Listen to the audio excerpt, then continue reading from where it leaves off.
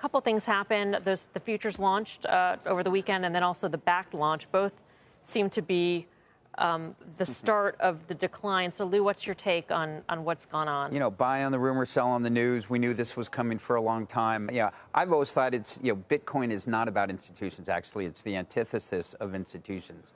And these kinds of revolutions, whether it's even going back to e-commerce on the internet, it wasn't for 5 years after Amazon launched that Walmart launched. So, we don't need institutions to come to this party for Bitcoin to break out again. That's certainly a different tune from a couple of years ago when that was seen as a longer-term catalyst, that once institutions finally get in, they're going to have a wave of money going into Bitcoin, and that'll be the next leg higher. People have been saying that for a long time. We've had a lot of legs higher without any institutional involvement. It's coming. It's like gravity. They're going to be here, but they are not going to lead the party. They're going to be followers. Yeah. I think that's an issue with this particular launch. People thought that the floodgates would open, and this is what institutions were waiting for. There's reports that there were only 70 contracts traded when this came out. So maybe long-term, and you guys as a VC have a very long-term view on this.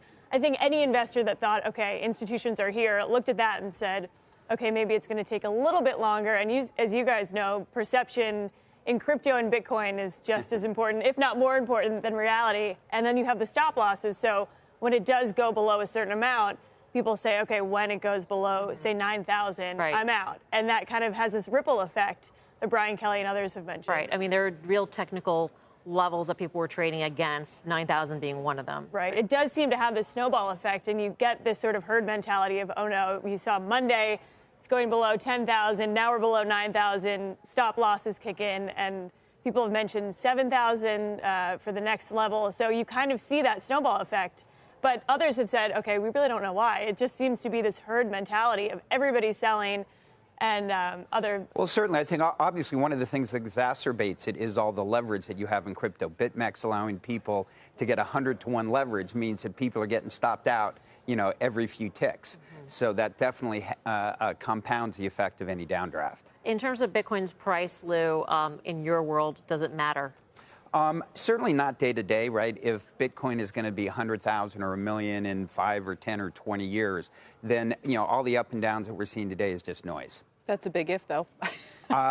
Correct, but if you not, believe, then exactly. I mean, if you see these things that I'm looking at every day, and undoubtedly, to me, the most exciting thing is just the brilliant people who are leaving jobs at Goldman Sachs or McKinsey or other amazing places to come and do this because they're seeing the crypto light, they're seeing a better world, and they're seeing really a better way of doing capitalism. From a market standpoint, though, Kate, it does seem like crypto has more of a tie to sort of the growth trade, and that is a trade that's come off. We've moved more into value stocks at this point, and that seems to coincide with Bitcoin's sort of resting period here. And I think a week like this would challenge Bitcoin's place as a safe haven asset. You've seen stocks go down this week.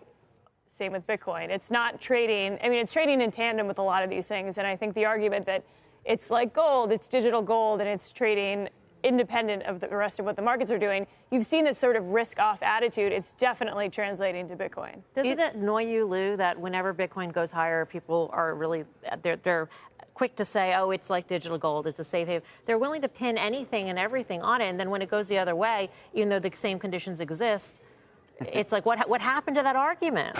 Well, look, I think you've got to have a thesis as an investor. You have to have a thesis that you believe in, you can get new information.